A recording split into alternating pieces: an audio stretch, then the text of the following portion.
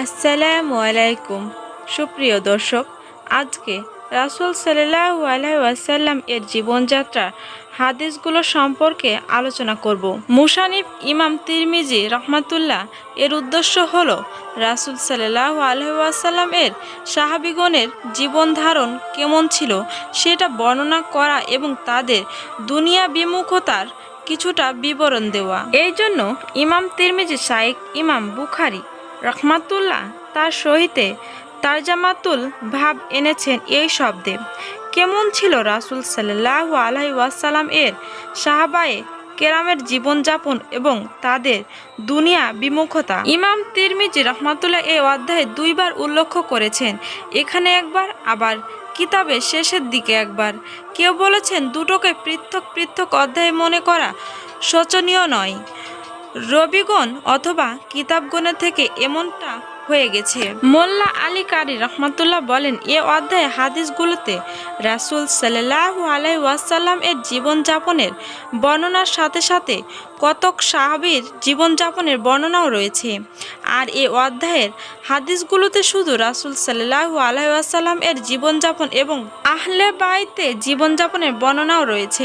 অথবা এ অধ্যায়ে নবীজি শুরুর জীবনের জীবনধারণের বর্ণনা এসেছে এবং সেই অধ্যায়ে নবীজির শেষ জীবনে জীবনধারণের বর্ণনা এসেছে।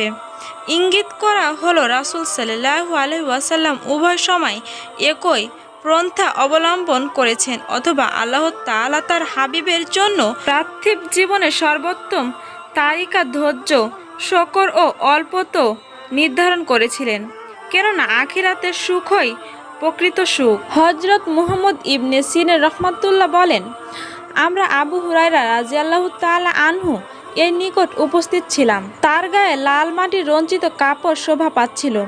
তিনি একটিতে নাক পরিষ্কার করলেন আর বললেন, বাহ বাহ, আবু হুরায়রা কাতন কাপড় দিয়ে নাক পরিষ্কার করছেন। অথচ এক সময় আমি রাসূল সাল্লাল্লাহু আলাইহি ওয়াসাল্লাম ও আয়েশা রাদিয়াল্লাহু তাআলা আনহা এর হুজরার মাঝে ক্ষুধায় তাড়নায় পড়ে থাকতাম।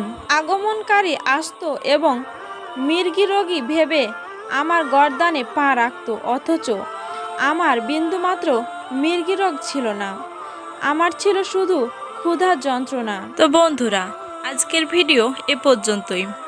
এই বিষয়ে আরও হাদিস যদি জানতে চাও তাহলে অবশ্যই আমার কমেন্ট বক্সে জানাবে। আর হ্যাঁ, আমার ভিডিওগুলোতে তোমরা লাইক ও সাবস্ক্রাইব করছো না। তোমাদের একটি লাইক ও কমেন্ট আমাকে পরবর্তী ভিডিওগুলো বানাতে উৎসাহিত করে। আজকের ভিডিওটি যদি তোমাদের ভালো লাগে তাহলে অবশ্যই কমেন্ট বক্সে আল্লাহর নামটি লিখে যাবে।